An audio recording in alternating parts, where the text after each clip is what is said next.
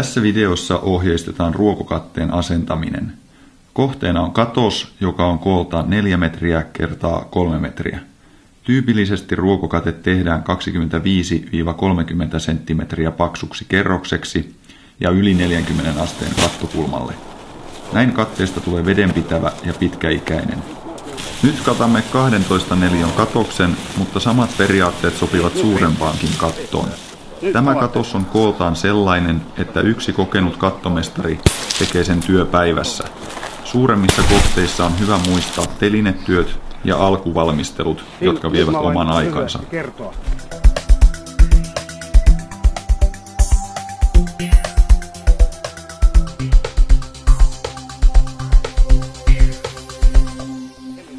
Kattamistyössä työkaluina tarvitset akkuvääntimen jatkovarrella, tasoituslaudan eli hammaslaudan, raudoituskoukun ja mittatikun. Lisäksi hyvät työtelineet ja tasot nopeuttavat työtä ja tekevät siitä turvallisen. Turvallisuus tulee huomioida myös työmaan siisteydessä. Siisti ja järjestelmällinen toiminta vähentää havereita.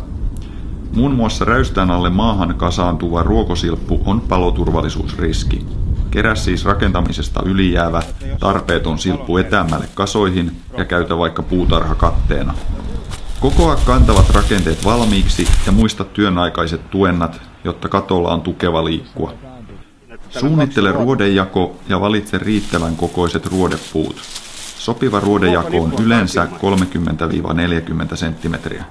Ruodepuiden koko määräytyy kattokannattien jaon perusteella.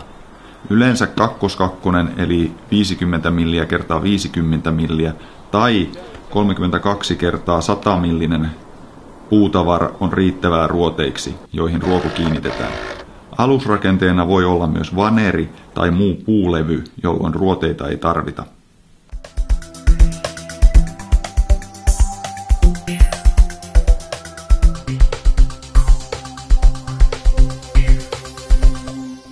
Alimman ruoteen päälle laitetaan korotusrima, esimerkiksi toinen ruodepuu, jolloin alimmat ruot nousevat hieman ylöspäin ja tällöin ruot tulevat yhtä tiukkaan räystäällä kuin muuallakin lappeella.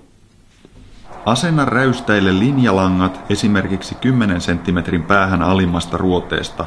Näin saat ruosta helpommin aikaiseksi suoran räystäslinjan. Aloita ruokonippujen kokoaminen räystäälle. Voit latoa useamman metrin nippuja valmiiksi. Ruokojen tyvipää asennetaan alaspäin. Räystäälle valitaan lyhyempiä ruokoja kuin lappeelle. Laperuokojen ollessa noin 1,4-1,8 metriä räystäälle käy reilu metrin mittainen ruoko. Asenna ensimmäinen teräksinen pyöräteräs eli sidetanko ruokojen päälle toiseksi alimman ruoteen kohdalle. Sidetangot ovat yleensä halkaisijaltaan 5-6 mm paksuja sinkittyjä tai ruostumattomia pyöräterästankoja.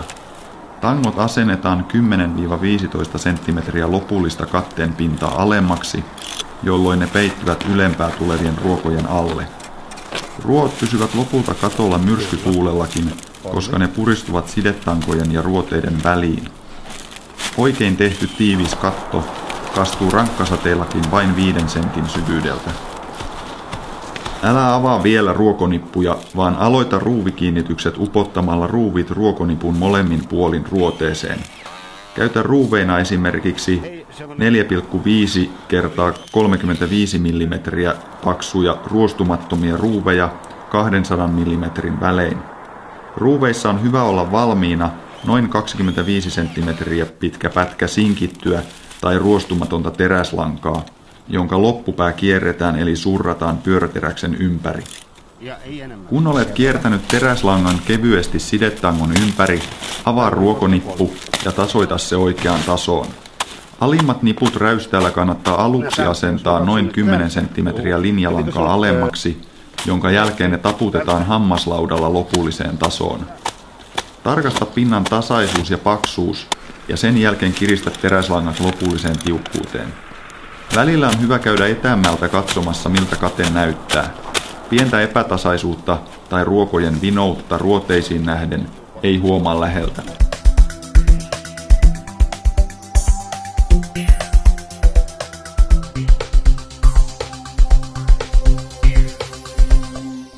Päätyräystäs voidaan tehdä kahdella tapaa. Avattuja ruokonippuja aletaan asteittain kääntää päätyä kohden noin 1,5 metriä ennen päätyä. Päätyräystäällä ruot ovat lopulta 45 asteen kulmassa ruoteisiin nähden, ja räystäs näyttää samalta kuin sivuräystäskin. Toinen tapa tehdä päätyräystäs on kiinnittää ruot, kuten tavallisestikin lappeella, kohti suoraan ruoteisiin nähden ja asentaa otsalauta tai pelti päätyräystään reunaan.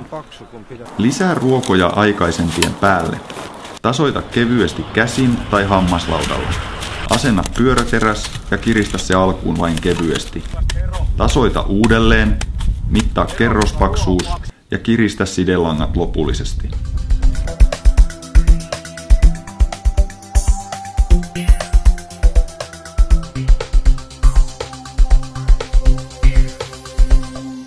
Yksi neliömetri 30 senttimetriä paksua ruokokattoa vaatii noin 10 ruokonippua. Nipun halkaisija on tyypillisesti 19 senttimetriä. Paksu ruokokerros on hyvä lämmöneriste. Materiaalin lämmöneristävyyttä kuvaava lambda-arvo on ruoalla 0,055 wattia per metrikelvin, joten 30 senttimetriä paksu kate saa U-arvon 0,25 wattia per neliökelvin. Koko ruokokerroksen paksuutta ei voi hyötylukea eristävyyteen, koska pintakerroksissa on ilmavirtauksia. Tosin talvella, jolloin eristävyyttä tarvitaan, katolla on usein lunta, joka tekee suljetun pinnan ruokokatteen päälle. Ja pakkaslumi itsessäänkin on hyvä eriste. Vanhimmat ruokokatot ovat yli 70 vuotta vanhoja. Ruokokaton ikään ja kestävyyteen vaikuttaa kattokulman ja ruokokerroksen paksuuden lisäksi ruoan laatu, kattamistyön laatu, rakennuksen lähiympäristö kuten puut ja varjostukset, rakennuksen maantieteellinen sijainti, eli toisin sanoen kuinka paljon sataa vettä vuosittain, mikä on keskilämpötila ja kuinka paljon tuulee. Lämmitetyissä rakennuksissa merkittävä tekijä on myös rakenteiden läpikulkeva sisäilman kosteus ja lämpö. Sisältä ulospäin suuntautuva lämpövirta kuivattaa ruokokerrosta. Tämä tarkoittaa, että mikäli ruokokatteen alla on paksu lisäeristekerros, kuivattava lämpövirta on pieni ja päinvastoin. Mikäli ruoan alla on tuuletusrako tai ohut lisäeristekerros, ruokokate kuivuu nopeammin ja näin ollen säilyy pidempään. Täytyy muistaa, että ruokokasvi elää vedessä, joten se kestää hyvin kosteutta.